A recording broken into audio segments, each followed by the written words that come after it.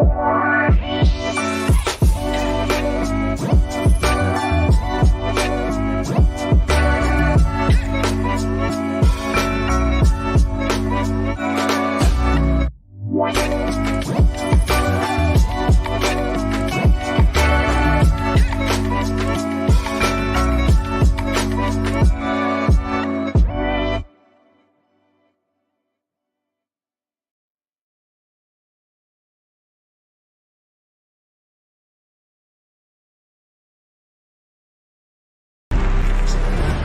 him cook. Let him cook now. Let him cook. I said let him cook.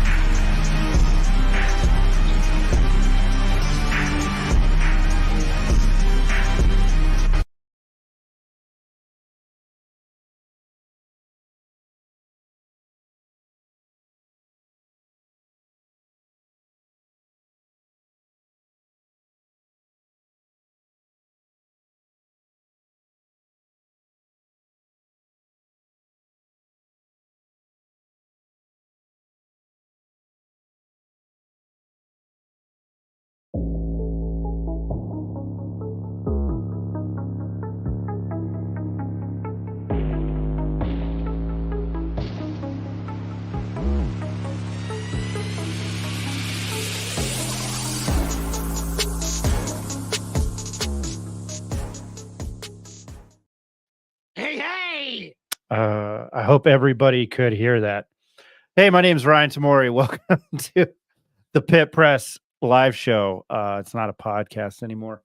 My name is Ryan Tamori. I hope the warmer weather is finding everybody, except for the terrible, shitty New Mexico wind. I hope the warmer weather is finding everybody nice. Happy to be back on, and just some house cleaning before I introduce the gang or the panel.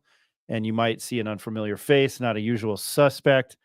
We're still going to do podcasts, but I think what we're going to do, not during basketball season, is live every Tuesday and Thursday night. This is kind of a dry run, and especially with the UNM football spring game, less than 2 days away, we thought this was a pertinent time to go live and cover some things that are UNM football. And trying some new graphic and stuff. I'm very excited about that because, as many of you know, Ed, here's reference number one. I come from Atlanta print journalism, and it's boring. I've been trying to work on my financial health, and I watched a guy who said you should cut all newspaper and magazine subscriptions. So, right a dagger to my heart there, Ed. I know you still subscribe to Albuquerque Journal, and I still try to pay attention to Jeff Grammer and Sean Ryder and the guys at the Journal. And of course, we're friends with James Barone and Mr. Will Weber up at the Santa Fe New Mexican area. I'm going to shut up.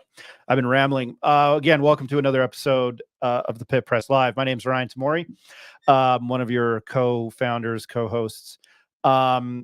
We are shorthanded, and Sai, you might not get this reference. And I didn't know this was a theme song, but this is the ER theme song because Jacob had surgery. He's recovering. And I just think of George Clooney when this music plays. And Eric has his second child on the way. His wife is ready to pop at any second. So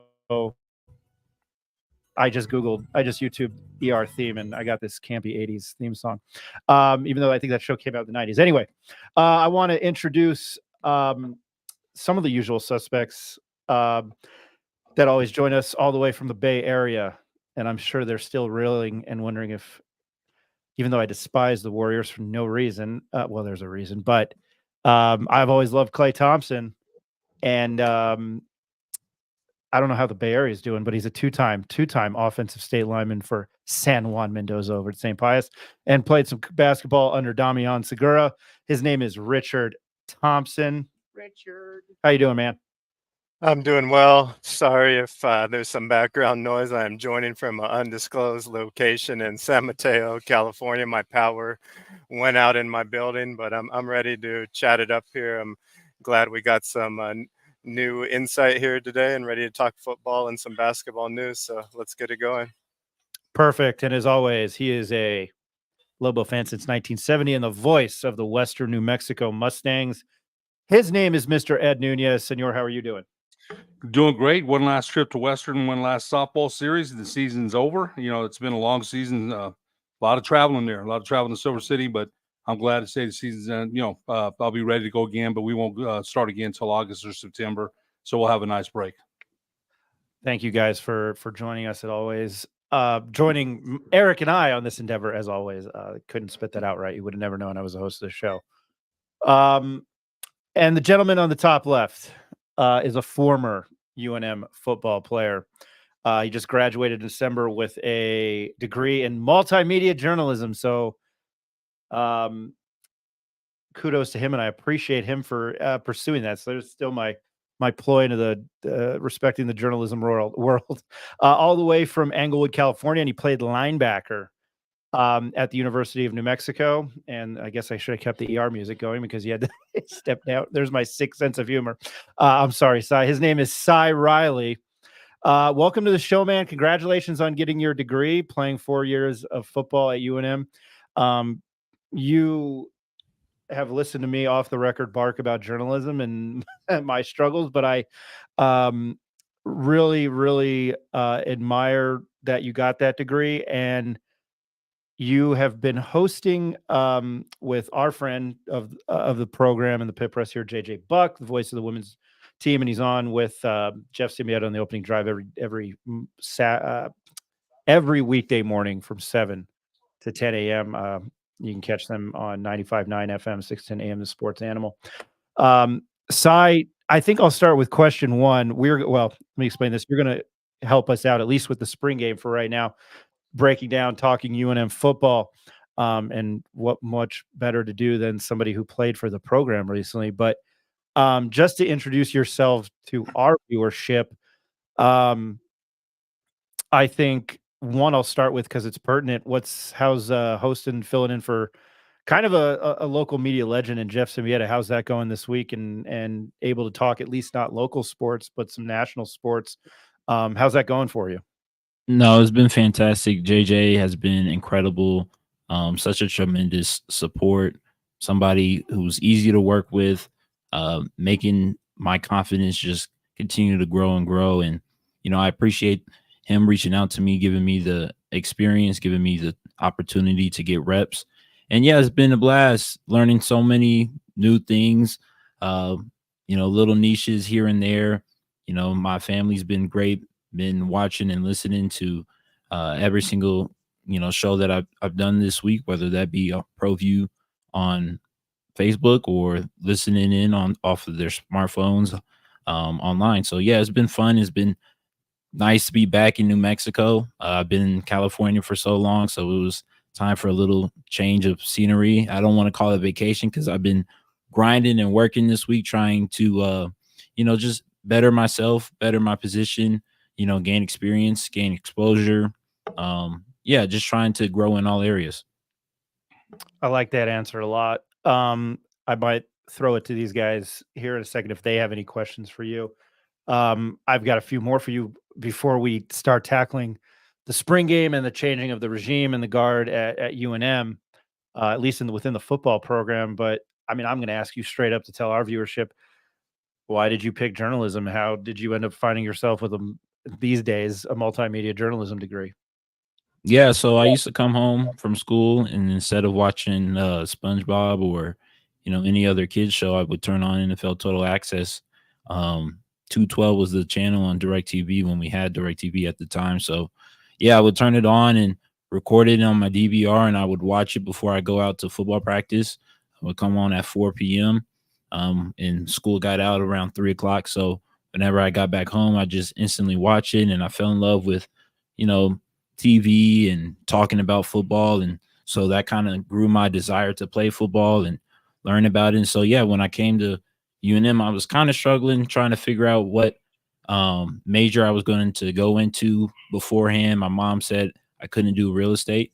And so, I knew I wanted to do something with sports. And so I thought okay, sports broadcasting would try and be my route. And the easiest way I could do that is, choosing multimedia journalism. And my professors have been great. I can't complain about a single C&J professor I've had. I know some people, like their teachers a certain way. I come from a family of educators, so I've grown accustomed to different types of learning. And so it's been a great experience. And I just tried to throw my hat in the ring in a field that I really love. How did your journey, if you've answered this week, forgive me. I know when you met Eric and I, Eric Moulton, my business partner, co-founder in the Pit Press and the parent company, a little bit about it. But again, for our viewership, how did you find yourself at UNM, and what was the recruiting process? And I know we were off the record.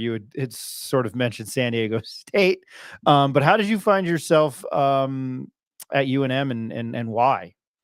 Yeah. So, I had a great junior season. Really felt like I came into my role as a middle linebacker, and, I started getting some interest from schools, going to different camps, going on different visits, going to different game days, experiences. So, me being able to see new things and new places, it was kind of eye opening. And then again, I had a great senior year. Sadly, we lost in the playoffs, so we weren't able to get the job done. But I had a great 3 years playing varsity football at Palisades Charter High School, and then COVID hit, and so things were kind of a little bit hectic beforehand. Nobody knew what to expect. My recruiting coordinator, Coach Knox, with Cal High Prep Sports, he was able to reach out to Coach Christian. Coach Christian was also at Fresno State, a school that I have visited, that I've been to multiple of their games during my senior year. So we talked, and then I went down to San Diego State. Coach Long was the head coach at the time. So he came to UNM. Coach Christian came to UNM.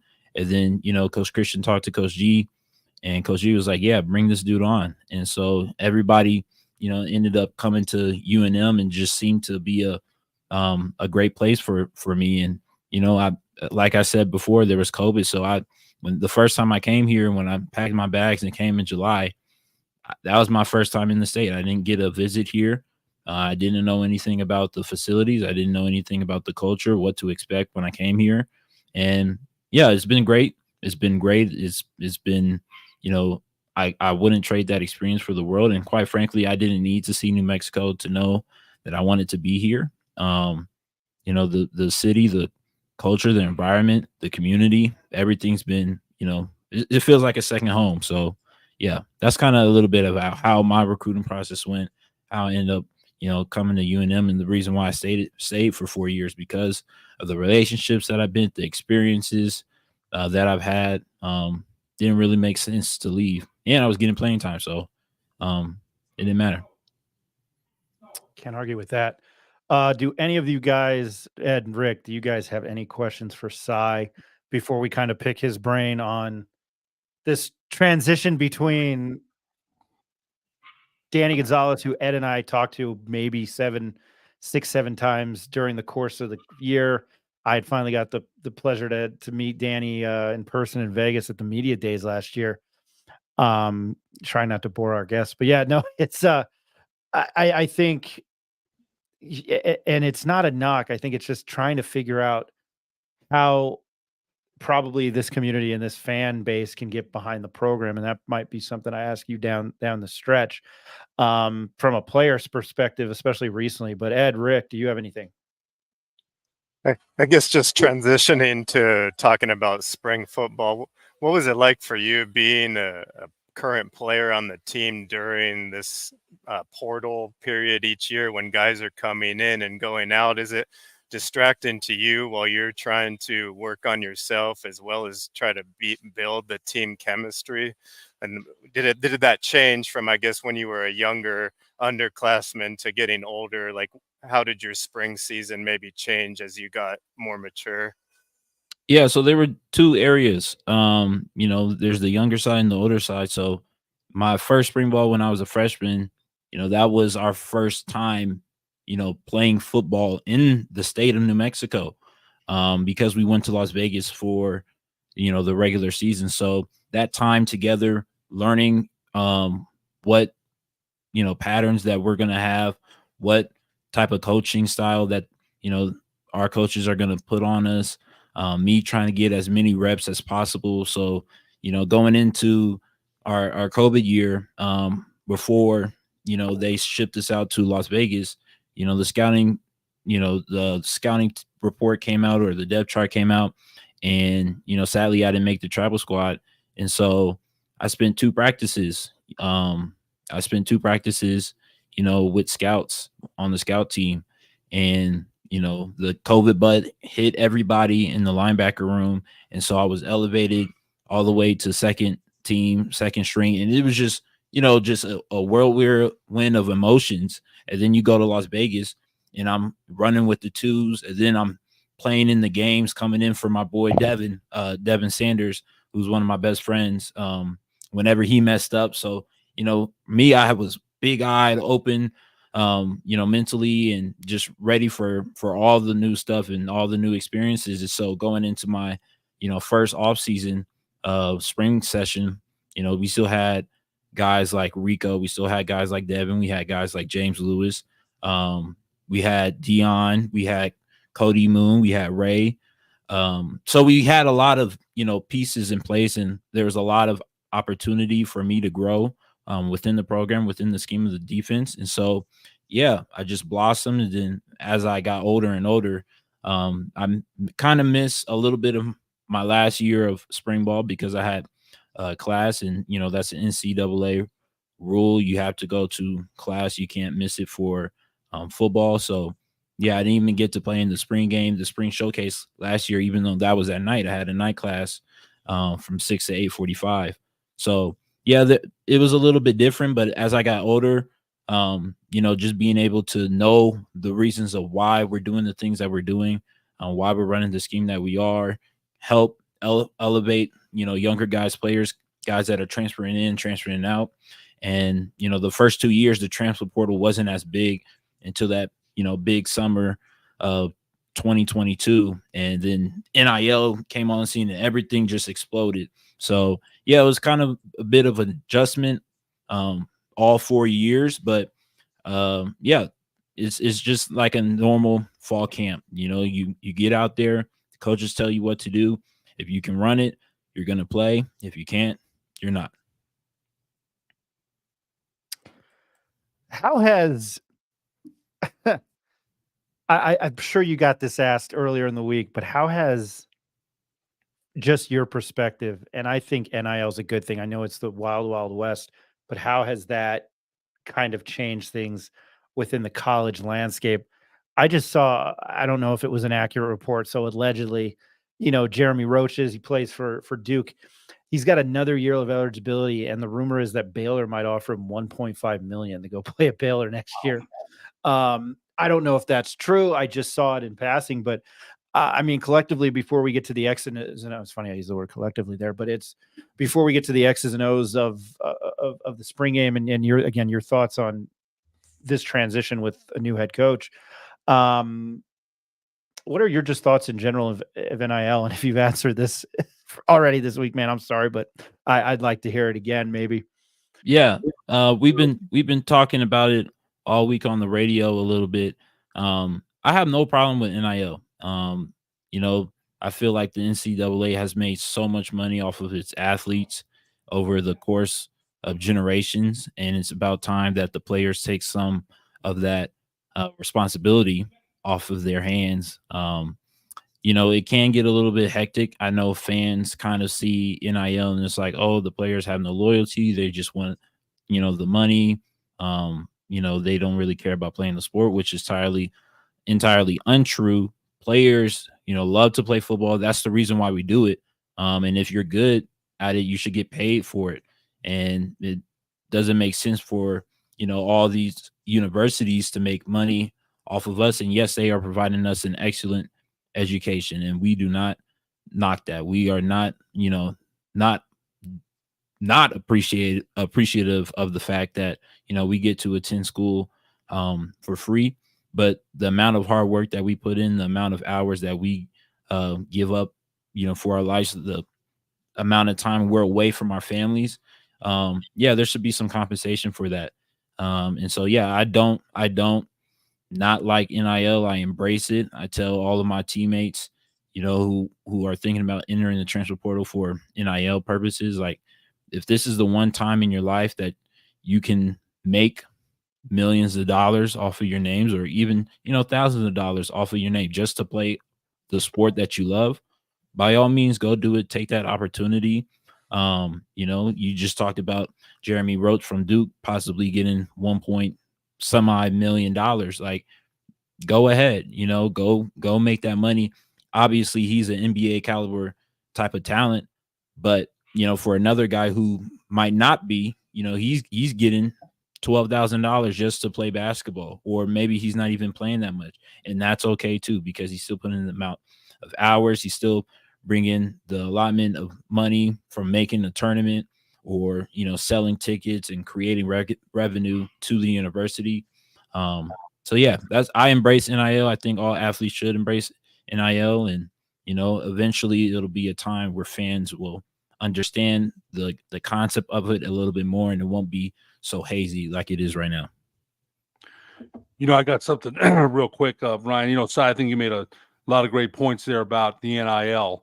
And, this all started with Ed O'Bannon of UCLA back in the day, seeing his image and likeness and on a video game, not getting paid for it, goes and sues. And, things changed back in the day. Chris Webber at Michigan couldn't even get money on the weekend for food, but they're selling his jersey in the library, or, the bookstore, and they're making a lot of money off it.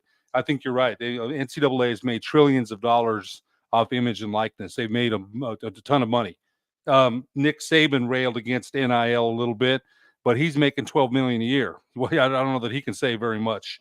Now, so somewhere along the line, when Ryan mentions a player maybe making $1.9 million, there's going to have to, I don't know if there's going to be regulation. Something has to change, I would think. Now, the way I cover Western New Mexico, in the Lone Star Conference, a Division II team. And one thing that I've noticed, I've been around sports a long time, and there's winning and losing seems interchangeable sometimes. The way I'm looking at it and seeing these guys, losing crushed me when I was a player. I know Rick hated losing. I know you hated losing more than you like winning. But the way I'm looking at it with some of the athletes that I'm watching, it's almost as if they're like, well, you know what? I'll just transfer. I'll go somewhere else. And so I don't know. I'm not saying it's not good, because it is. Of course it is. And those athletes, as you mentioned, put in the work and the hours, and they deserve to get paid. There's no doubt about it. But somewhere down the line, I would think there's going to have to be some regulation of it. I just don't know who's going to do it, because Congress is talking about doing it. They're taking money from lobbyists. Who in the heck are they to change things? But I would think not changing the concept of NIL, because it's going to be there. You're right about it. But I just think, when Ryan says a guy's going to get paid $1.9 million, and you know what though, Si? If someone's going to pay it, good for him. Good for them, right? Make that money where you said it. Make the money where you can. The university's making money, right? They're making a ton of money. So I get all that. I get it. What I'm saying is this: in the Lone Star Conference, where I'm the voice of Western New Mexico, the chips are already stacked against us anyway. Mm-hmm. Now, with NIL over there, and we're losing transfers, the chips became that much more, because it's hard for us to compete with the Texas A&M Kingsville, the UT Permian, the West Texas A&Ms that have more money than us. So it's gonna be tough. That's just my observation. That's just me. There definitely will need to be some rules and regulations down the line to it, because again, as you're talking about, the bigger schools are attracting the bigger talents, and because players are chasing the money, but eventually you're going to get to two types of players. You're going to get the players that are chasing the money, and you get players that are chasing the professional side, and then you're going to get a little mix of both. There'll definitely be some rules to the collectives. I think number one needs to start with the academics, because we are a student first before athlete. So there needs to be some regulations. Are you an eligible player? Are you maintaining a certain GPA? Are you attending 80% of your classes? Like things like that, so that you're not just handing out money to players willy-nilly. Now, again, on the school side, I would never, ever try and tell a school not to give a player the most amount of money that they earn. Now, if they are, again, going to class, if they're academically eligible, if their performance on the field is warranted of the money that they deserve, by all means. Now, again, you're going to get those smaller schools, like a New Mexico. You're going to get those schools that don't attract the biggest names, that don't have the biggest, collectives, and that's okay. But what's going to end up happening is you're just going to become a feeder school, but you're going to be a consistent winner. So what's going to happen is you're going to have players that are from these smaller schools, kind of want to transfer up, and they might use New Mexico as a stepping stone. And that's okay, because you're going to get better talent. You're going to recruit better kids. And then, when you have the success like a Coach Mendenhall's had in his career, and he's going to turn around, a program. If you have that type of success, then those kids are going to be like, okay, bye, I'm out. I'm going to go get this money from NIL. And that's okay, because guess what? More kids are going to want to come to New Mexico so that they can use us as a stepping stone. Now, you talk about a little bit about loyalty. Yeah, that sucks. But as a fan, if we're consistently winning, then you just got to go. You just got to deal with the process. So I think there's a little bit of balance. But again, you see coaches have been doing this forever. The coaches, if the bigger school offers them a bigger contract, guess what? They're gone. Now the players are stuck there where they're at, with no way to move around. With the transfer portal, you're giving the kids freedom to do exactly what the coaches have been doing this entire time. Yeah, I think of Dalton Connect at Tennessee. Like I didn't know who he was. Jacob Neff's not joining us tonight. He knew who he was. He was hiding at Northern Colorado, and he was the SEC Men's Basketball Player of the Year. I just think that blows my mind when I think you talk about a stepping stone. Go ahead, Rick. I just wanted to say that was nicely explained by Cy. I think we just have to think of things in a new perspective now. I don't think we're going to, unfortunately, get players like Cy that stay here 4 years and develop from a freshman to a senior. If they're any good, they're probably going to find that next opportunity. At this time, it seems like if anyone has that next shot up, and it's going to be hard to find people that hang around and that coaches can develop from a freshman to a junior or senior. And I think that's really hard, because sometimes coaches don't know what a freshman is until he's a sophomore or a junior, because he hasn't developed physically or the skill isn't there. And so it's just going to be a totally different mindset going forward in the way that the team comes and goes every year, right? And we're going to just have to be used to this new way forward. But I think there is success in the way that Cy laid it out. I've never heard it explained like that. No, that was really well done. And I think, I don't know, I think it gives it more insight from a player's perspective than, three old guys talking about it right now. Transitioning to football, and the spring game last year, I kind of knocked it. I have a love-hate relationship with UNM football. I lived and died with it 20 years ago. Then I met Mike Locksley. And I'll save that story for another time, Cy. But I think when Danny Gonzalez was hired, and you mentioned it, and coming and playing here, Ed will attest to it. Ed's, and again, I'm not putting Ed on the spot. He's much older, and he always brings the historical aspect. UNM and the good men's basketball teams we've had here, and football has been another story. I guess, Cy, what kind of coach was Danny Gonzalez, and were you a little disappointed that he was not brought back this year? And I'm going to throw out this word: were you a little shocked that he wasn't brought back for a fourth year? I love Coach G. That's my dog. That's my dude. He gave me an opportunity. He gave me a chance here at this amazing university to have such a great time. Not only, playing football games, but also developing relationships with my teammates, creating a brotherhood.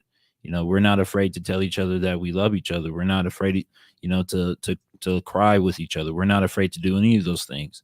So yeah, I love Coach G. I love the staff that he, brought in, the coaches that I was dealing with, Coach Haywood, Coach Long, of course, Coach Rossler, which one started as a GA. It was really cool to see him become, my linebacker coach, of course, Coach Christian. So you're going to get, I'd be remiss if I didn't say Coach House and Coach Reffett. Like, you're going to get, these great coaches. And yeah, he was a player type guy. He looked out for us. He did things in the best interest of us. He always put us in positions. He tried to put us in positions so that we were successful. We didn't win as many football games as we'd like to. But from a talent perspective, from a culture perspective, like, he was a great guy. And so, yeah, after the season, that Utah State game is bittersweet for me. I think about it all the time. And, after the game, I really felt like if we had won that game, that, we would have saved his job. We beat Fresno State the week before. Like, going in, we were just playing for Coach G. And yeah, it was a little bit of a shock.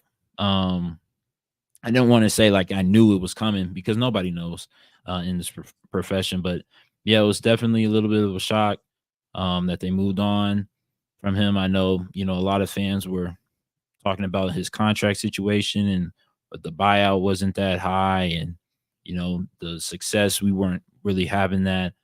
But you never want to see anybody lose their job. And so, yeah, I was definitely a little sad about it, because I had been in a player and coach relationship with him for 4 years.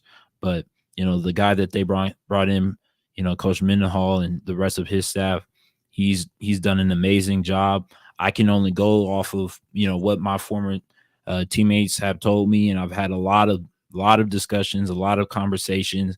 I have stories that, nobody should know besides the players, like, because we have those relationships.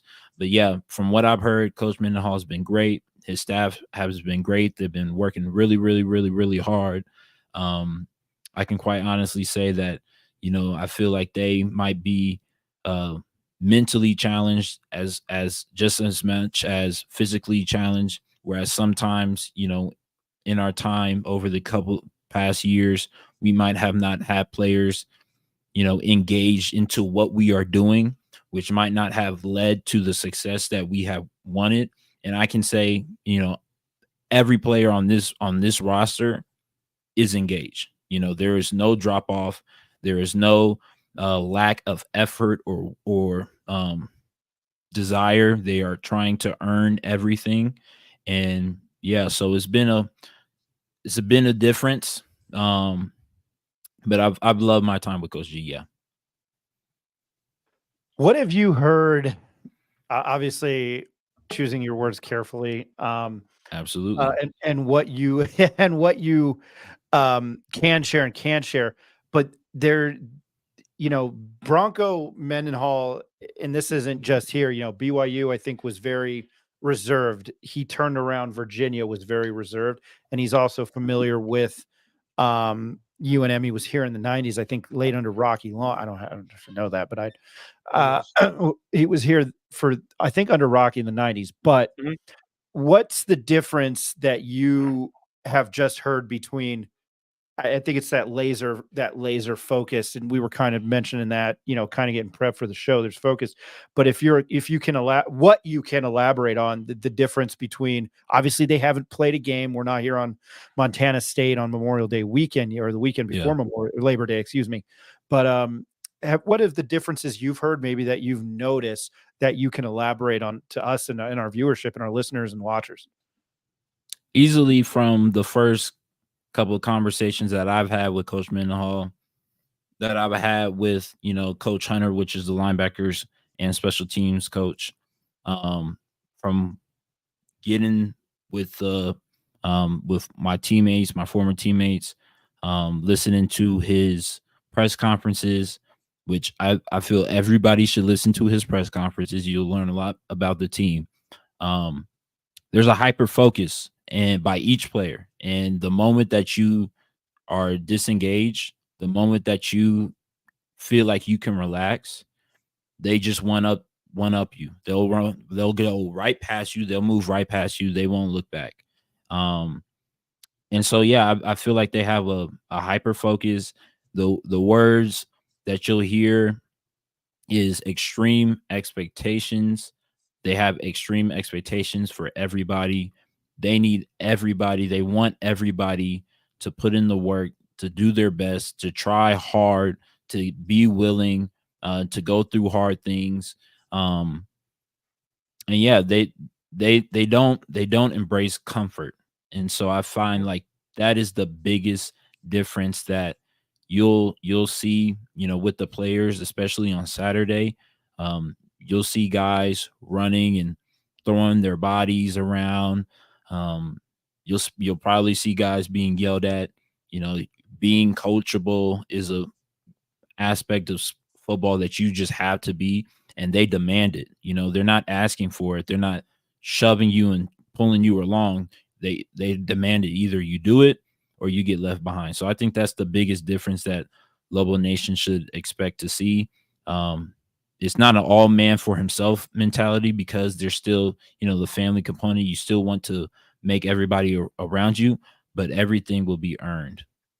Let me ask you this, Si. You mentioned that. You mentioned discipline, and every coach has their own approach.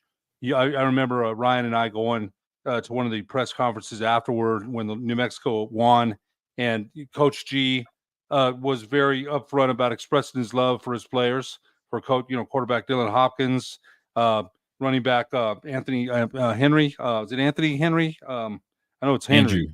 Andrew Henry. Unabashedly, right? But one of the things that I want to ask you this is, you mentioned they're going to move past you if you're not engaged.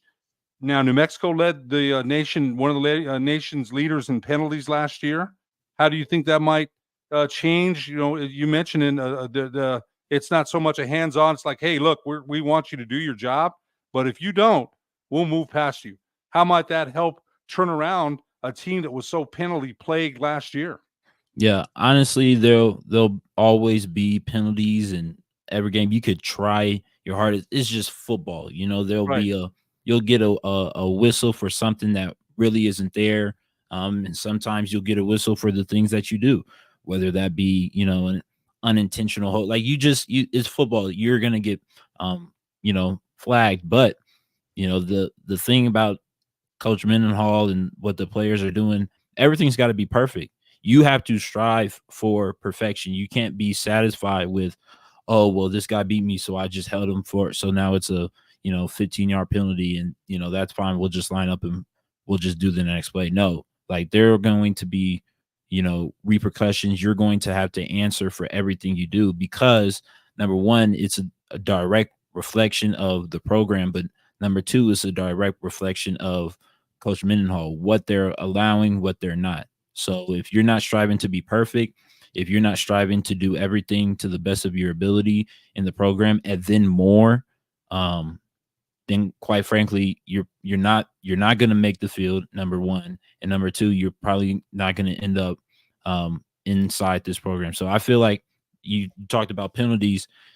I wouldn't expect to see much of those. Yeah, I wouldn't expect to see much of those. Well, I think that's important, because a lot of those killed drives last year. They had a bell cow running back, a good offensive line, and there's a lot of penalties on both sides of the ball that I felt, especially late in games, really really hurt them. So I think you saying that, I think we'll wait and see. Right? You mentioned that the season hasn't started, but it's a different approach. There are expectations. You will have to answer for what you did. So I think it's very interesting. Thanks for that answer. I appreciate that. I'm probably going to ask another question, then I'll probably throw it over to Rick if he has anything.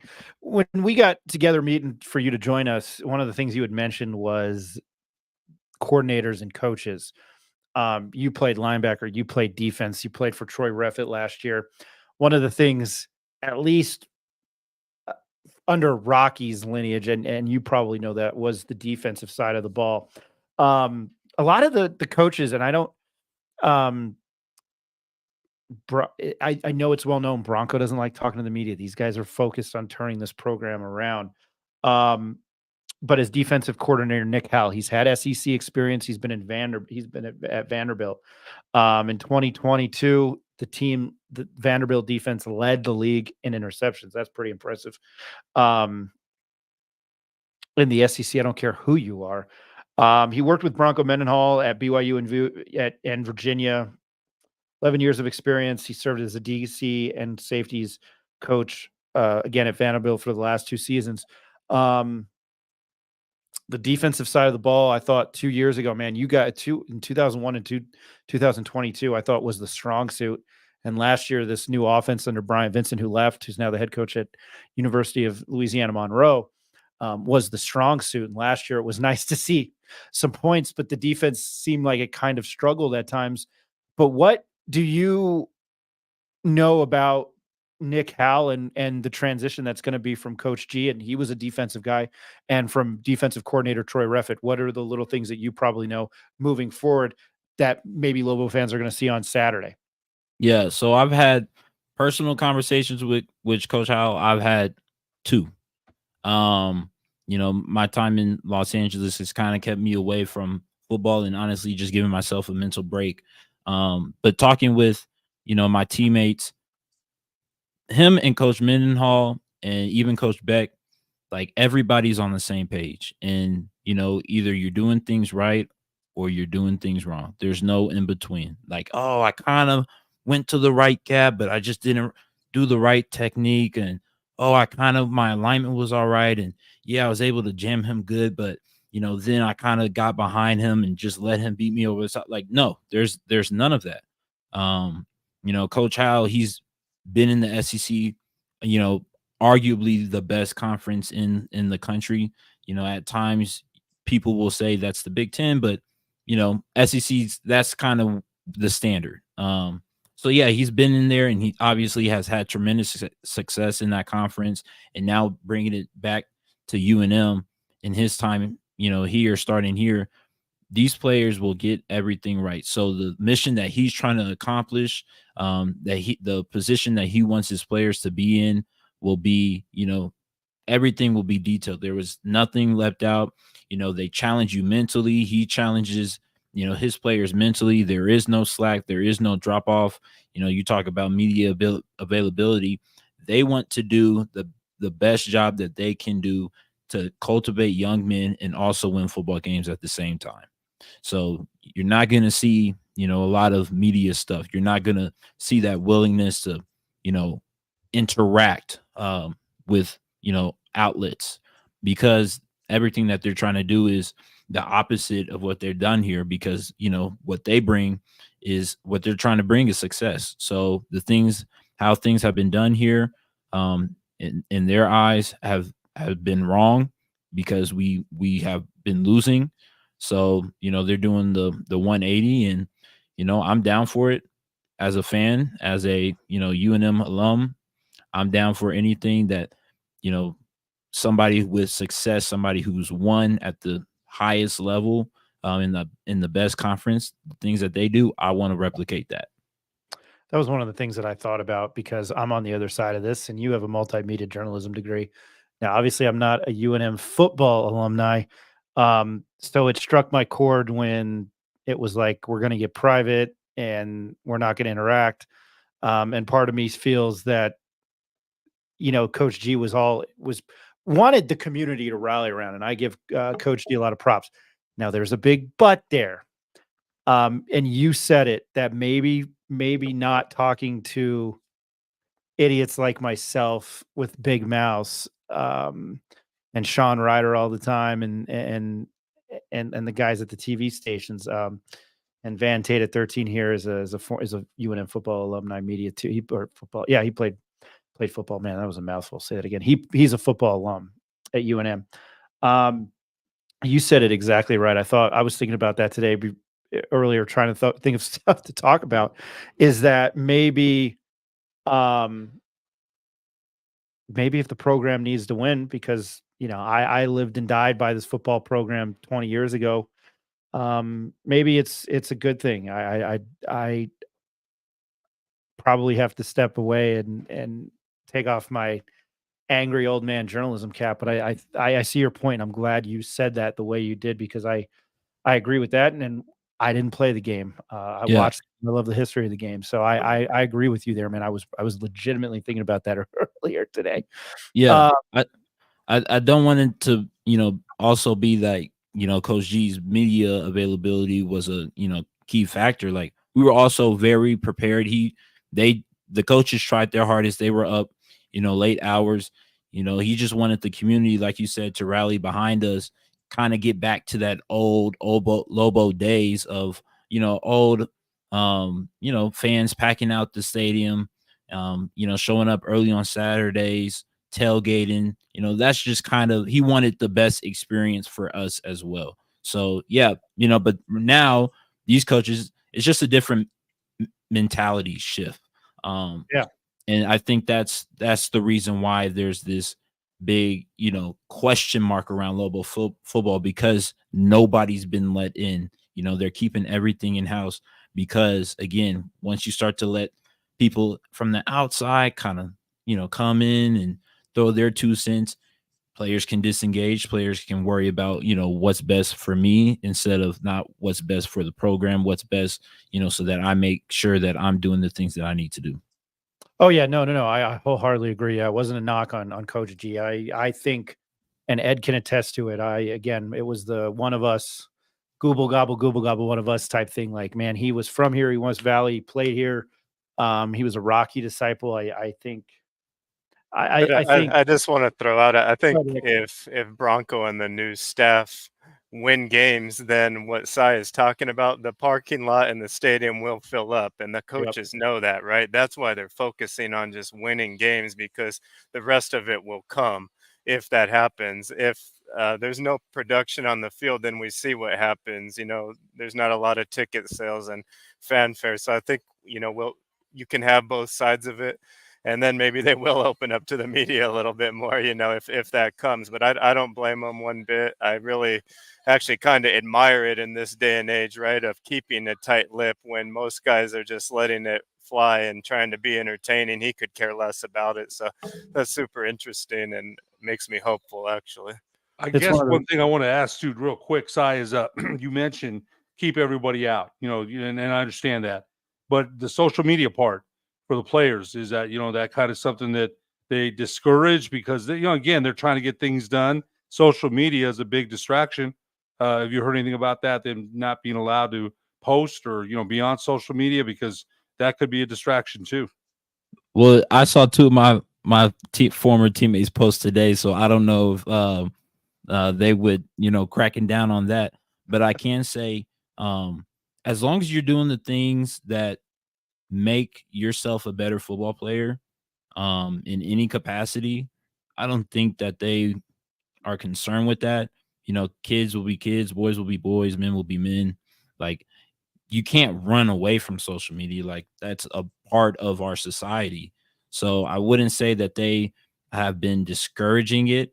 But I will say that the attention and the amount of focus that you need to have for football players, the better football players will be a little bit more off social media, a little bit more focused on watching film, drawing up plays, talking with their coaches, spending time with their coaches, getting extra reps in the weight room and treatment, in the training facility. So I think you see a different shift, but I wouldn't say that they're discouraging it. Yeah. Winning cures all. I will say that. Maybe, I don't know. We don't need any more Ryan Garcias or ABs on that team. I don't think we have any Ryan Garcias or ABs on that team. Rick, I might throw it to you after this, because at least, unlike Ed and I, you played offensive line and were all state, as I already mentioned. But It to the doesn't count offense, when you have the lowest population state, right? If I could play O-line, then Cy's probably laughing to himself right now that someone might say was an all-state lineman, but I'll let you keep going, Ryan. no, I know. But hey, you have that accolade. That's more than my drunk ass in high school could say. The Lobos offensively last year under Brian Vincent, were from the, I mean, you watched Corey, you watched Dylan. I think there were times that thing looked kind of like a well-oiled machine. Obviously, as I mentioned, Coach Bryant Vincent left for UL Monroe. a lot of people have been talking that he was definitely a head coach. He was head coaching material, head coaching candidate. You now bring offensive coordinator Jason Beck in again. I think he's a Bronco guy, but I know he's been an OC at an AC ski school at Syracuse. I got to shout out to Rick for doing these notes. Right now, what's been seen at practice is the Lobos have been running 3 wide receivers, a 1 tight end, a 1 running back set, and some wildcat at times. I don't know what the wildcat would be for, maybe trying to throw off offensive in that situation. What do you know about the offense, and what do you know about Jason Beckside? Yeah, so I know that they're constantly evaluating. There's no contentment between the coaching staff as to who they're, putting out there. They're putting out the guys that perform the best, that do what they're supposed to do. The only position I know that's solidified as of right now is, the quarterback position with Devin Dampier. Just a total ball hawk. And most of the time you hear ball hawk on defense, but this dude just flocks to the ball. Like, he's faster than anything that I've seen in a while, and his spin on the ball is just crazy. You look at the wide receivers in Caleb Medford, Luke Weisson. I've been hearing is having a really great spring ball. Sean Miller. You're seeing these guys that are just coming in and just competing. I think that's all Coach Beck wants from his players right now, is just to compete, learn as much as they can learn, spend the time in the film study, because offense, I would say, is a little bit more flexible at times. They can be a little bit more flexible, where defensive guys have to be strict in their assignments. And yeah, they're just playing off of each other. So yeah, you're seeing these transfers, these guys that have, been here for 1 or 2 years, really gel together. And I think it's going to be an exciting time Lobo fans can expect on Saturday. I think, if you're seeing a lot of points, well, then Coach Howe's not going to be happy. And if you're seeing very little points, Coach Beck's not going to be happy. So it's a win-win, if it's a 14-14, contest, but in their eyes, Coach Beck wants to score 56 and Coach Howell wants to hold him to -5 if that was possible. We're going to have you back on Tuesday to recap the spring game. I'll hold off on some NFL draft. I know I'm jumping topics here, but I'll hold off on some of the guys that you played with that are at least getting probably have a little bit of NFL draft news. I think the big name is Dante Martin. I can see him playing at the next level. Some players to watch on Saturday, Cy, when and you and I will be there. I guess most notable, some of the transfers, BYU quarterback, running back. Oh man, Soy Joy Mahiva Peters. I hope I said that right, man. I don't know. I'm just gonna call him SJ. SJ, perfect. I appreciate that. I like that. Yeah, that's so much better. It sounds like he can play right running back or quarterback, so it'll be interesting to see how he's used, and he played under Bronco, obviously. So it'd be cool. Maybe he can fit in the Wildcat also. Yeah, they're definitely gonna throw him behind the center at times. I think that's where you'll most likely see him playing quarterback, because they have a tremendous running back room already. Jonathan Jacobs, they still have Andrew Henry, Eli Sanders. I've heard has been playing phenomenally, but he's also been flexed out in the slot at times. So they already have a loaded running back room, and so yeah, I think solidifying their quarterback depth with Devin giving him some competition, I think that'll be nice. Really opening, Devin's capable. I'm just going to use another word. Opening Devin's repertoire a little bit, allowing him to.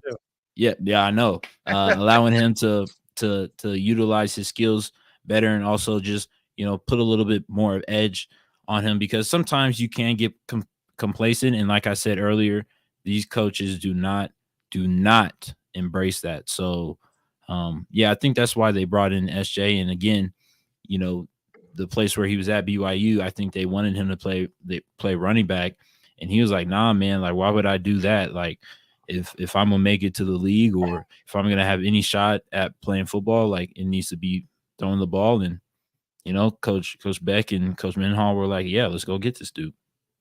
Right, and in his lone career start, he was the MVP, right, of the New Mexico See? Bowl. And I guess the other thing of note is transferring out of UNM was Charles Tapscott, so it kind of makes sense that bringing somebody else in with experience with the coach. So I guess Si, when you're playing against someone like a Devin Dampier, what at the linebacker position, what makes it so difficult? Obviously, he's fast. Is it just that he has the ability to always run and throw at the same time, and a lot of times you're playing a guessing game there in the middle? It's so scary because when you're playing a quarterback that has an amazing ability to run, not just the ability to run, because I think all quarterbacks have the ability to run, but if he has an amazing skill set with his feet, it just makes you always question if the guys don't get there, if he's able to break the pocket, he's able to extend plays, which means that am I extending my drops? Am I going wider? Am I having to hold tight? Am I worried about him gashing us for a 25-yard run up the middle?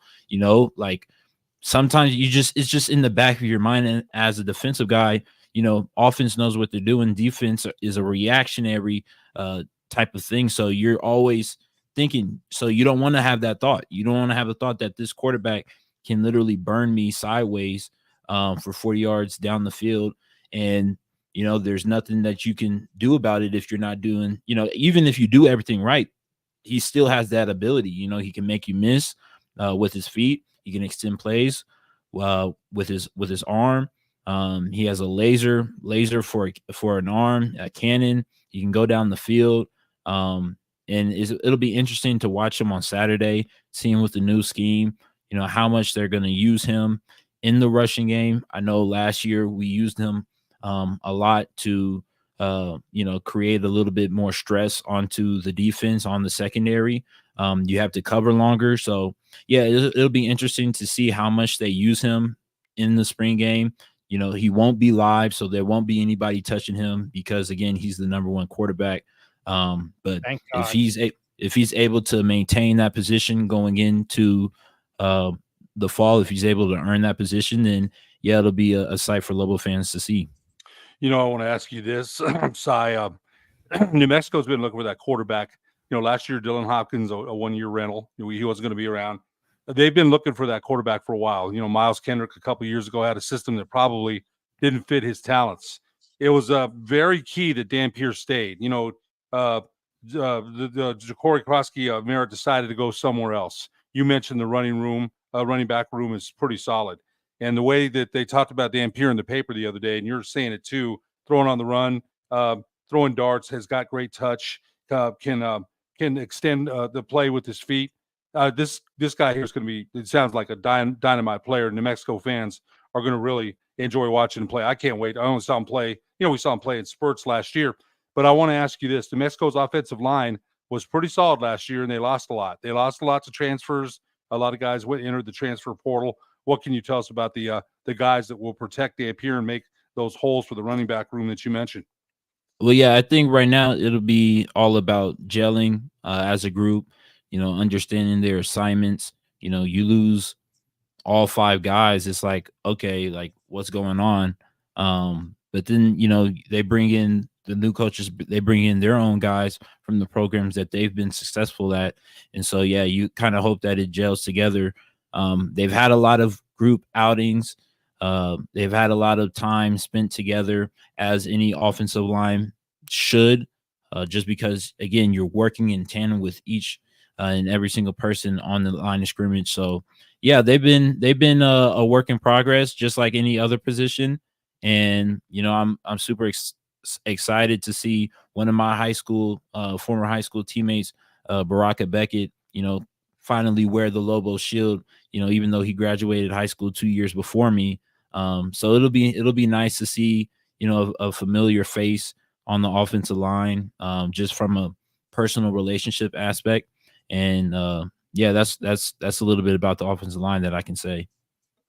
The other thing I heard the offensive line coach talking about on Twitter today on one of his videos, I forget his name, but it's kind of alluding to what Cy was saying the motivation for this team is, and it was will over skill, right? So unless you're putting in the will, it's going to beat out skill every time, and that's the whole thing about O-line. And I think people underestimate how hard O-line is. In my eyes, it's the hardest position after quarterback because you have to know all the plays and where the other four guys on the line are and where the tight end is, where the running back's going, where the quarterback's moving on all plays. So like Sai's saying, it's going to take a longer time, I think, for the offensive line to come together and iron out who the starters really are and who works together in what position.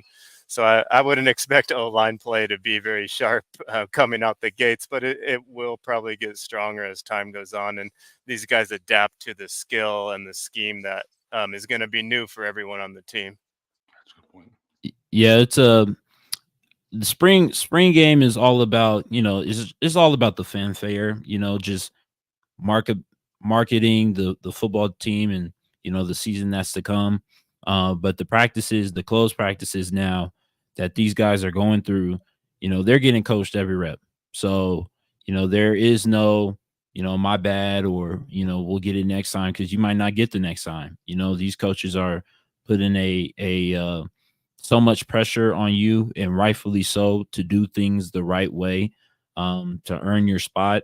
And so, yeah, like, offensive line might not play great on Saturday. They might play amazing on Saturday. You just, you don't know. You hope for the best. If I'm a Lobo fan right now, if I'm one of those players, I'm in the lab, I'm working, I'm grinding, trying to make sure that I can do everything in my, capacity to make the field on Saturday, to put out the best show for not only for Lobo Nation, but for themselves, for the team, for their teammates. And, like I said, they've been kind of posting, little pictures and stuff on Instagram, UNM football, me seeing a couple of the guys that are still there, their Snapchats, their Instagram stories, just having fun with each other. That's all you can ask for during this time right now before they get into the thick of the season. So yeah, that's something that you should definitely watch out for, long term. On Saturday, expect them to be really, really joyous when, they have a big run, or, the pass pro is amazing. And expect them to be really down and upset at themselves, as they should, if something goes awry. I just wanted to go to our comments real quick. David Fresquez, Cy, you are great. Love listening to you. Congrats on all your success. I look forward to hearing more from you. That's a pleasant comment, because usually it's people telling me nasty things about what my thoughts on the basketball program. Plus, we know Dave. He's a good friend of the program. So, Dave, we're not talking about Philly fan eating horse crap. So that should be good too. Appreciate it. Do you guys have anything more for Cy? Because I'm going to throw this out there. Cy, you're welcome to join us. I know you got to get up early tomorrow. We've talked for about an hour now. We're going to come back and probably talk, 15-20 minutes about basketball, just because it's the never ends here now. It's like Alabama football, I guess. And then you saw Kentucky basketball, man. What Mark Pope was at his I don't know if you saw that. His press conference was in Rupp Arena, and there were like 21,000 people there for that. So, Cy, you're welcome to join us. His name is Cy. I'm going to run a commercial. We're going to do a quick commercial break, just so we can get a break in. But Cy, you're welcome to join us after this. If not, feel free to. We'll talk to you on Tuesday. But again, just in case you don't come back on the other side of the commercial, Cy Riley is a former UNM linebacker. Played for Danny Gonzalez. Got his degree in multimedia journalism over the holidays. Congratulations on that. Quite an accomplishment. And it's a moot point, even though it's 4 days. You've already done it the past 4 days. You can catch him tomorrow morning on the opening drive with JJ Buck. He's filling in for Jeff Symbieta on 95.9 FM, 610 AM, the Sports Animal. Cy, we really appreciate you, and we'll be looking forward to, if you don't join us after the break, looking forward to talking to you post spring game, and I'll see you on Saturday. Yeah, I appreciate you guys for having me. Lobo Nation, make sure you get out on Saturday at 1 p.m. And before that, go to Project Hard Start at the pit, learn CPR, save a life, save a family member's life. And yeah, let's just have a fun community, weekend together on Saturday.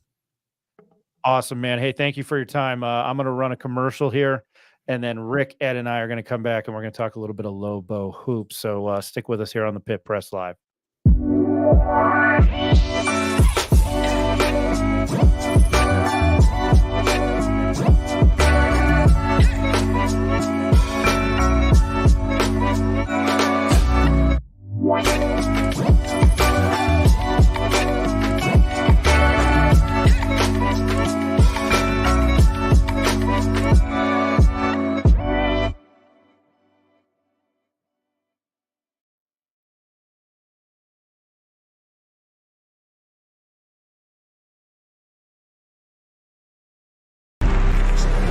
Let him cook.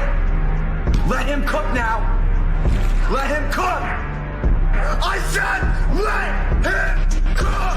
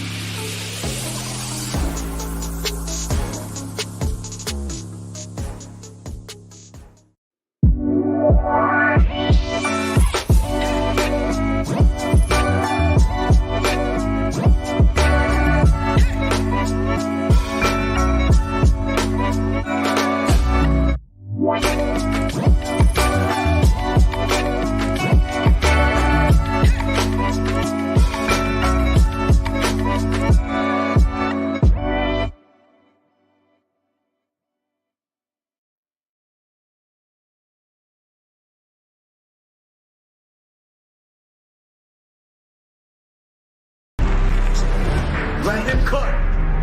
Let him cook now. Let him cook. I said let him cook.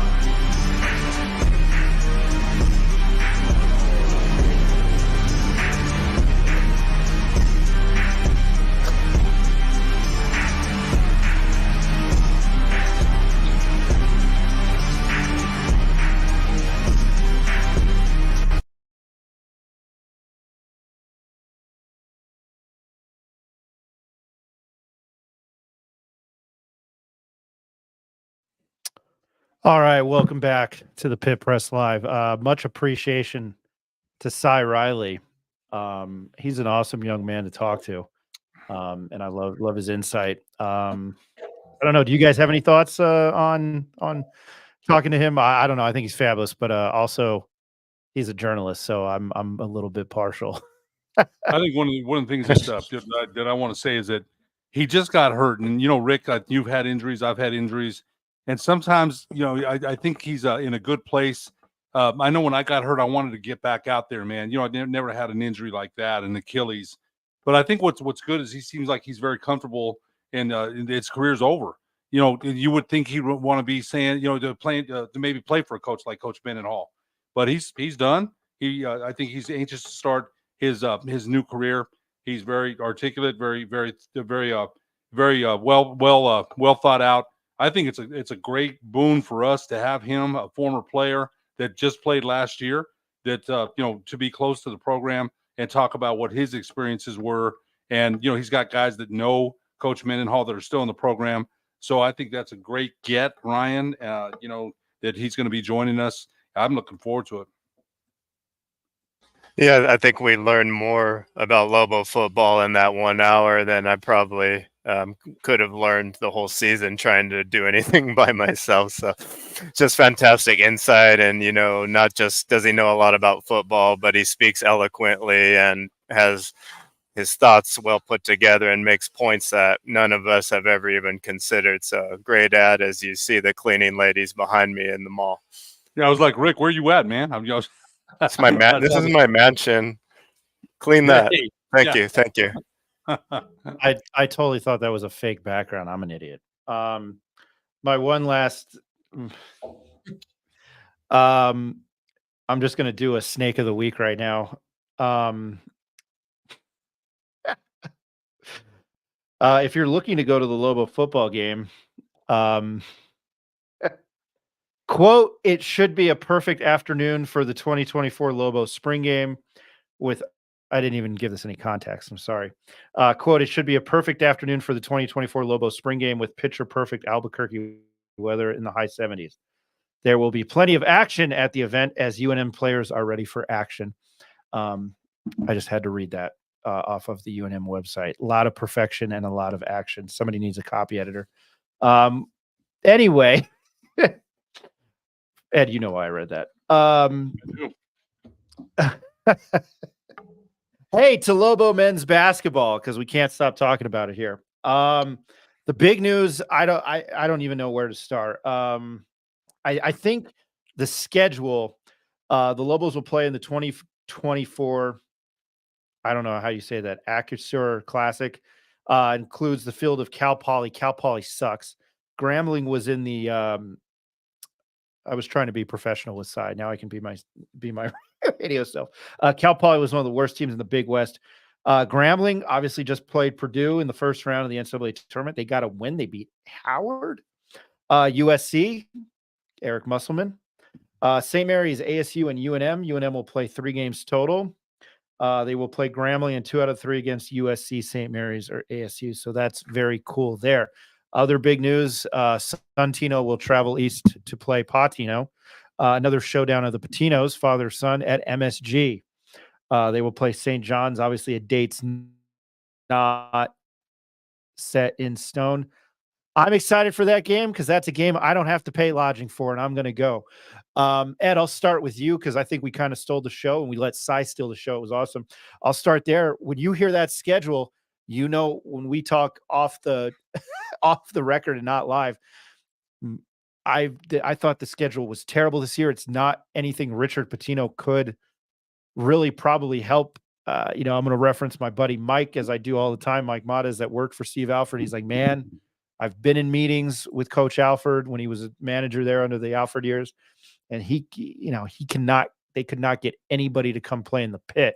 So with that said, when you hear that schedule, and we already knew about that tournament, what do you think going to MSG does for this program?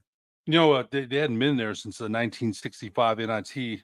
Well, that's not true though, because they played in the NIT in 1989. I remember they played the NIT and they lost to St. Louis, and as far as I remember. So it's been a while since they played there, and I think a matchup against Patino versus Patino is always something good. When I read that, I was very excited and happy about that. I think Rick would mention that too about the schedule. Jacob mentioned it. My son mentioned it. Eric mentioned it. It wasn't very good last year. Boise State had a very tough schedule. So when you mentioned, you mentioned the tournament that they're going to play in, and a couple of tournament teams, Grambling, and you glossed over Arizona State a little bit when I was in Phoenix for the Final Four. Bobby Hurley had just signed a 2-year extension, and he's under a little fire there. He's under some fire there. I read the Arizona Republic. You got to go chase papers now, man. And I know they're a dying breed. Used to have machines, people selling them. You got to go to you got to go chase them. But I did read the Arizona Republic, and their arena needs $50 million worth of renovations. I shouldn't say 50 million, a lot of renovations. So Hurley, he's in some trouble there a little bit. And Dan Hurley said that in the Arizona Republic. Maybe they'll give my brother the resources he needs here to win. Kind of a little shot there. So I think when have an ASU in there too, it's I'm kind of interested to see. Back in the day, you guys weren't alive then, that Arizona and Arizona State were in the WAC way back in the day. So I'm kind of interested to see that. I think it's good for the program, Ryan. To get better, to play better teams, and it's been true about the pit. I remember they tried to get Danny Crum in Louisville back in the day to come here, and he's not going to come here. They weren't going to come. So this has been going on for a long time as far as teams not wanting to do a home and home, the altitude, the pit, the mystique of the pit. They're not going to want to come here to play. You remember Lute Olson from Arizona? We used to have a home and home series with them, and we beat them here on a very controversial last second call. And he said, "I'll never come back here." And true to his word, he never did. So it's not an easy place for people to come and want to play. But going back to your question, I think I'm excited about seeing some of the teams that they'll have a chance to play. Dates to be determined, but I think overall it's going to be a better schedule. I hope. Rick, I'm going to go to you on this, but I want to read a comment first. Anthony Galez, great show. Thanks. Hey, thanks, man. Go ahead, Rick. Right on. I think just real quick. Yeah, they got to strengthen their schedule so they're not in the same boat they were in this year where they had to win the conference tournament just to get in. I think if you model it after something like Boise did, where you're going and you're playing some top-ranked teams early in the year. So UNM will get to play 2 out of 3 in this tournament versus USC, St. Mary's, who just lost their stud Aiden Mahaney, or Arizona State. So I'm looking forward to any of those games, even they'll be in a neutral site and won't really help the strength of schedule as if it was a road game, but a win will be a win. And looking forward to just some more competitive games before the conference starts, because this year there wasn't really many good teams to look forward to before then. No, unless you're like a college basketball nerd like Jacob Neff. I mean, he knew it was on UC Irvine, and he knew it was on he knew the players on UC Irvine, UC Santa Barbara. And that was really the highlight. I mean, it's a moot point now. I think that's what kind of killed them down the stretch before the best non-con game they probably had was St. Mary's, right at St. Mary's, and they got destroyed by 20 points, but House didn't play, and it was like the second game of the season, so that didn't help. But they got to, Ed already hit on that, they have to strengthen it, and this will help, especially the St. John's game. That'll really help, right? If they can get a win on the East Coast there, that would be something. That would be huge. And as we alluded to in one of our previous shows, man,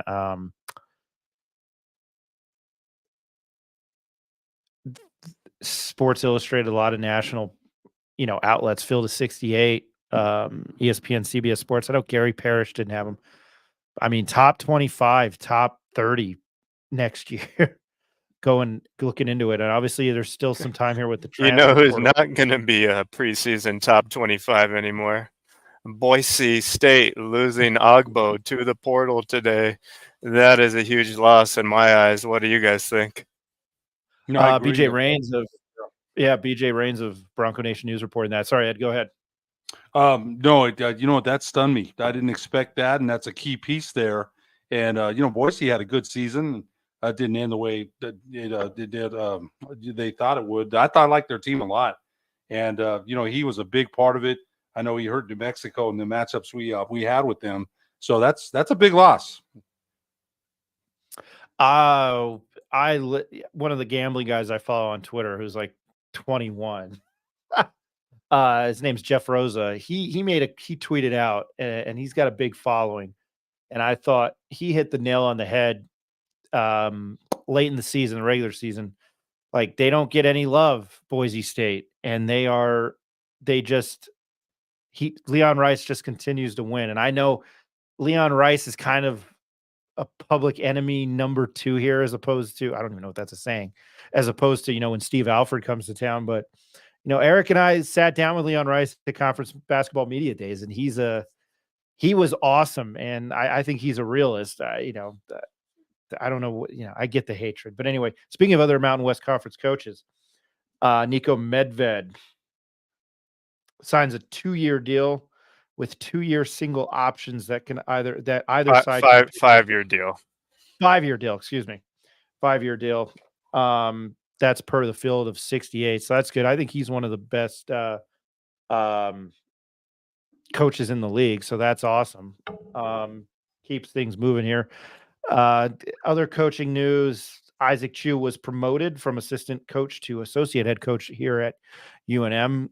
We have a friend that has a nickname Chu, so I thought it was him. And yeah, terrible. I'm going to backtrack that. He that's a hefty salary. Worked at Murray State, Missouri, Marquette, Vatech, Grand Canyon. So he's got some basketball program, some lineage there, quality programs, some big time programs. So congrats to him. I think probably the other major news, we'll hit on this a little bit, is a transfer target.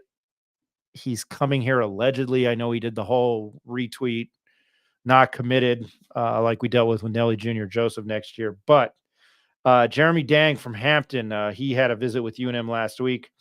Dang was a freshman last year, 10 points, 4 rebounds a game in 22 minutes, 6'9" with a 3-point range. Hampton was 9-24. And if you watched Masters of the Air, everybody's nickname was Buck on the show. They fired their head coach, Edward Buck Joyner Jr. What a great name. When you hear that length, and I was talking about that with Neff, and I was saying that, again, I didn't play the game. I at least understand the X's and O's of basketball more than baseball and football, and I didn't play the two latter. But that sounds like a swing guy, and it sounds like a Tony Snell type guy. He's a real guy's guy. What do you think about that? And Rick, I'll start with you there. If they can land this guy, it's my Gruden impression. I think that's a pretty good land, and he can really help this team out. It sounds like a good guy. Yeah, this guy is a really good guy. No, yeah, 6'9" with 3-point. When I looked at the highlight that Eric put together out on our Twitter, he looks like he's able to contribute and knock down shots. I would also think he could be evolved into a pretty good defender, and you would think that coming and playing at a more successful school would probably help him play better as well. Still shooting really well, even though the team was not very good this year. So I like what I see in the video, even though it's all highlights. I'd like to see some of the lowlights too before I make a full decision. But pretty exciting just based on the potential and the talent that he has. And obviously he's already proved he can hit the three at the college level. I'm such a negative Nancy. Yeah, I'd like to see those lowlights because, I don't know. He could be flying into the stands and chugging a beer. That was bad. Anyway, Ed, when you hear that, your thoughts?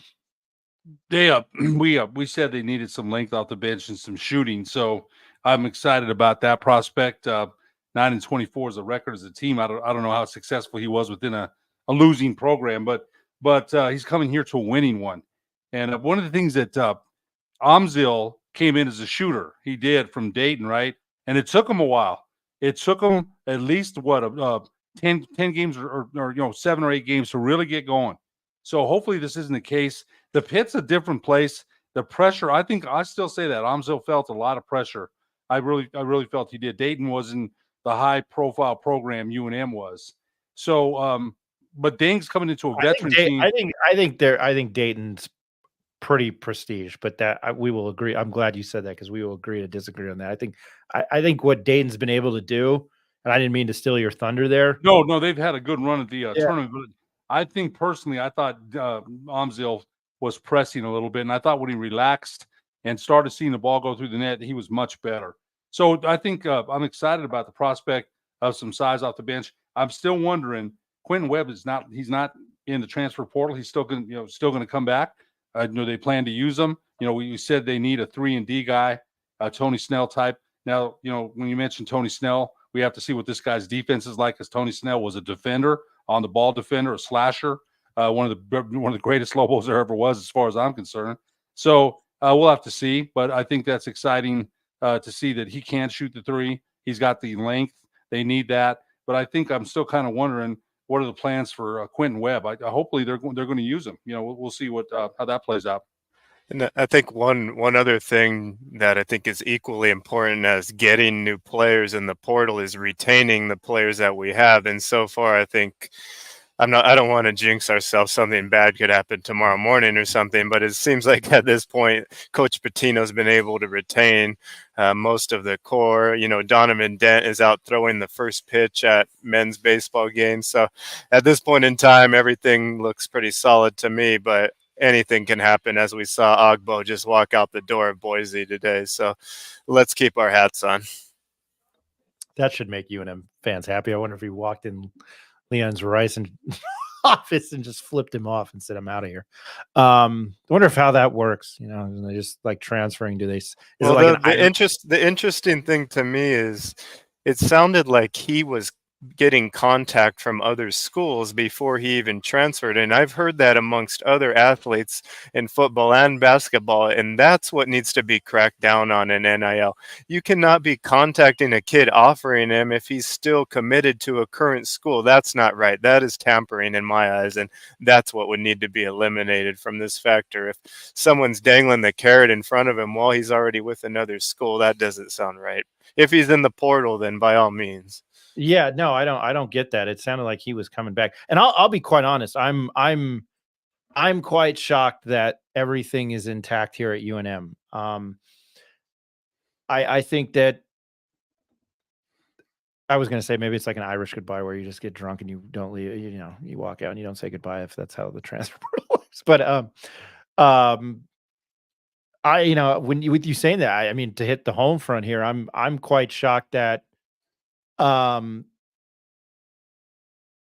everybody's still here intact at UNM. I think it's kind of a run it back situation with the talent you have. And I don't know, here we are sitting on April 18th. The season isn't 2 weeks, but over less than 2 weeks over. And we're talking men's basketball.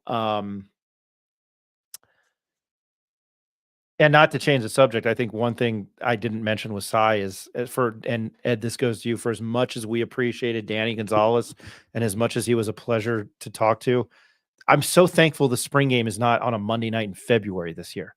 I couldn't figure out that the life of me last year. So I'm glad it's on a Saturday this year. I meant to say that earlier. I mean, Cy said he couldn't even play in the game. Why are you going to have a spring game when guys have classes? I don't know. He said that. I was like, I thought I was getting, you know, a ton of shit for saying, why is this game on a Monday night? Why is this game on a Monday night during conference? Last week it was during conference tournament week. And, you know, UNM still had phenomenal basketball season. Like no one cares. No one shows up there on Saturdays anyway. What makes you think they're going to show up on a Monday night? So it'll be interesting to see, right, what kind of crowd they get on a Saturday this week. The weather should be beautiful, and it's not at nighttime. It's not on a Friday, so I would expect a bigger crowd, maybe a renewed sense of urgency here.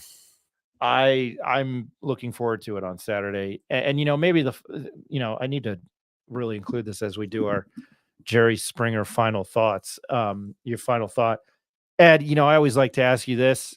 I mean, I don't know if we've talked about it, but it's not been but 4 or 5 months since Bronco Mendenhall was hired.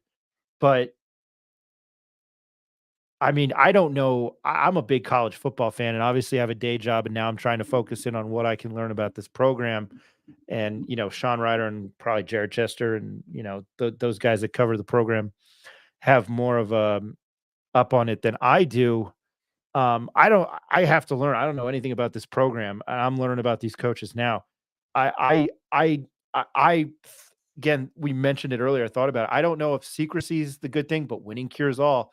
But my question to you is, you know, with talking with Cy, you know, I think there's definitely some positivity there. But I mean, you and I have had the conversation. If Bronco can't win here, I don't know who the hell's going to win here. I don't even think you could bring in, you know, Nick Saban or Bill Walsh or, you know, I don't know who could win. But I mean, I stopped getting the Journal, but you've read the paper. I mean, what have you learned? And I mean, what's your outlook? You know, I know you're going to be in Silver City, but I mean, I don't know. What can you take away from? You're still a diehard Lobo fan. I don't know what you can take away from this game and what you learned from. I'm gonna shut up. I hope you get the question. Well, you know, I think what Cy said. Cy, I thought broke it down pretty well. You better do your job or they'll move past you. You better concentrate. There's accountability. I was excited at what he said about that, about Dampier, about the running back room, we didn't get into defense. I've been reading about the defense. The linebacker room's a little shaky. One of the linebackers transferred. That's a little shaky. So I read Sean Ryder every time he comes out with an article. I'm the eternal optimist. I'm the guy at the glass is half full, no matter, I'm not going to sit here and tell you they're going not to be good. I'll never say that. No, look, he's a winner. He's won at Virginia. He's won at BYU. Let's give him a chance. That's the way I look at it. I'm excited about what Cy said. Cy said he's excited. Lobo fans, come on out, he said. Cy just finished, being he's not a player now. He's more, going to be in the media side, but he's still young enough to know and hear from his teammates what they're saying about Coach Mendenhall.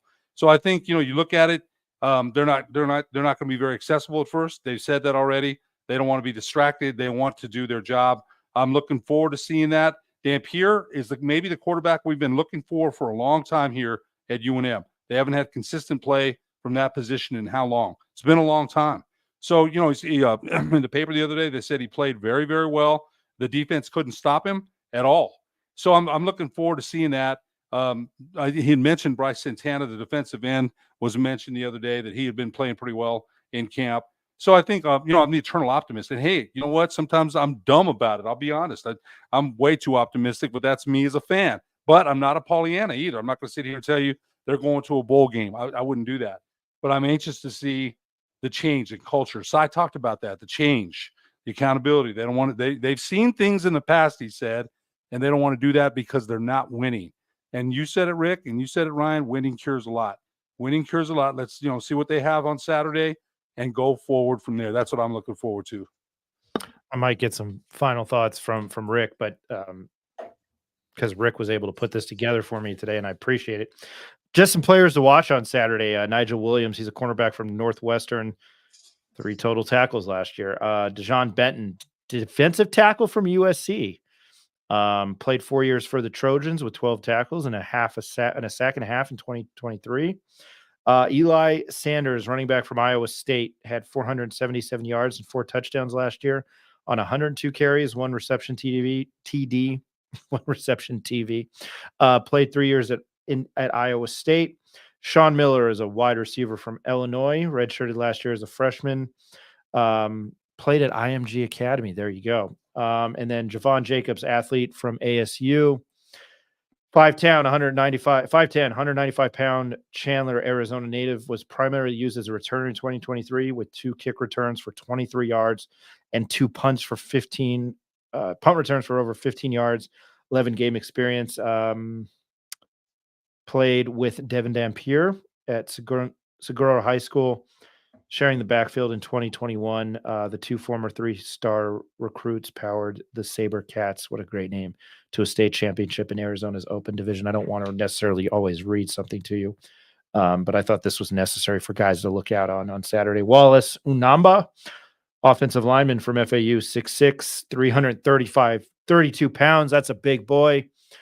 He's a senior. Rick, any final thoughts from you? I think it's just an exciting time if you're a player in that program because everybody is at the ground level, right? And everybody has a fresh start and can prove themselves. There's no depth chart at this time of the year, and that's exciting if you're young. If you're older and more proven, then you should still be excited to go out there and show that you're better than these underclassmen or these guys that are transferring in. So just super excited. These guys will finally get to put some film out, on tape, some more film other than practice, get some cheers from the fans. But I'm just excited to see what you said, that Sean Miller, wide receiver from Illinois. He looks like he could be talented. And this Javon Jacobs looks like he can play a few different positions. And then Eli Sanders, that transfer from Iowa State, it sounds like he plays running back and also has been flexed out at the slot position. So as long as Dampier has some weapons, it sounds like, this offense should be able to move if the offensive line can get it together. And we won't know that for a long time. So just looking forward to mostly, I think, the skill positions this weekend and seeing the flash of what some of these transfers can do. That was well said, Rick. I'll be there Saturday. I don't think this game is broadcast on Fox like the Ohio State spring game on Saturday.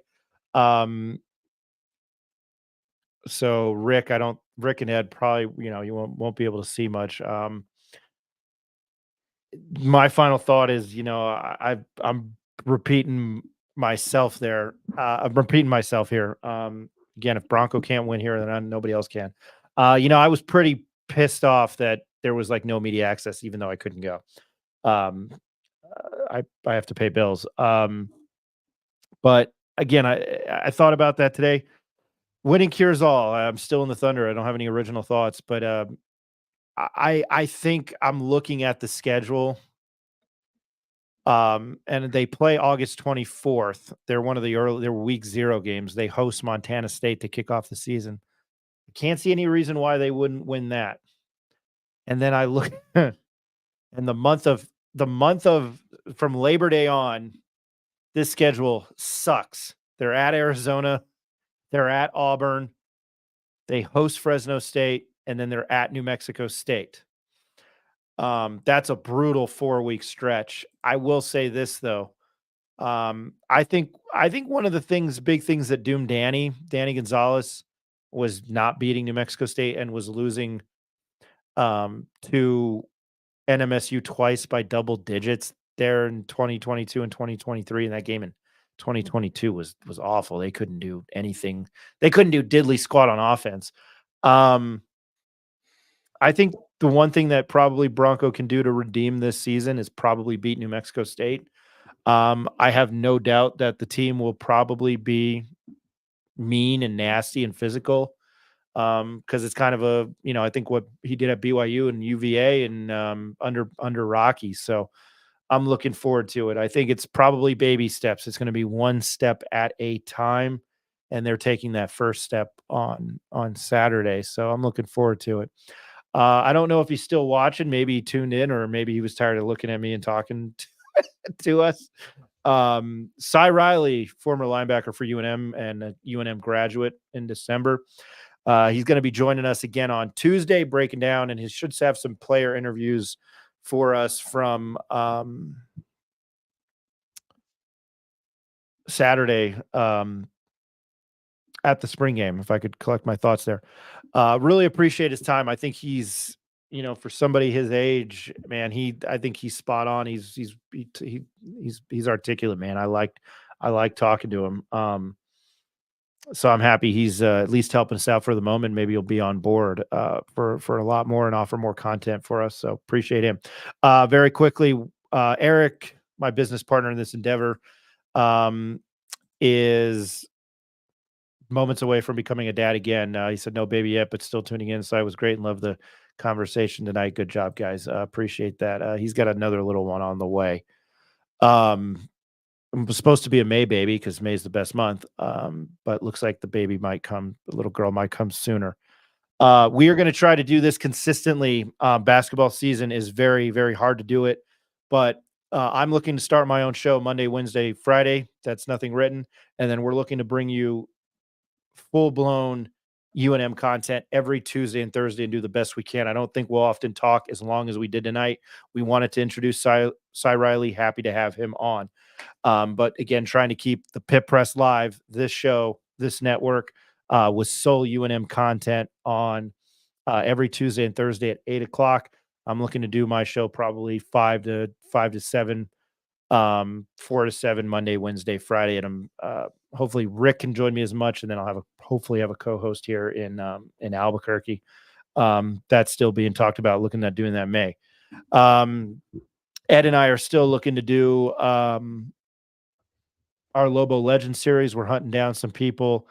I talked to a gentleman by the name of Jimmy Taylor, who played with Luke Longley, and played for Dave Bliss in the early 90s. So that was cool. Rick, I'll wrap it up there because I know you're sitting in a mall. On behalf of wait. Oh, go ahead. Lobo women's golf. I have to Oh, give yeah. them a shout out because I'm a golfer. Finished fourth of the Mountain West Conference Championship, but more importantly, Lauren Lehigh had a runner-up finish, and Maya Moore finished in the top 5 as well. So, shout out to the women's golf team, man. As I yawn. I meant to do that earlier. I apologize. I wanted to give them a shout out.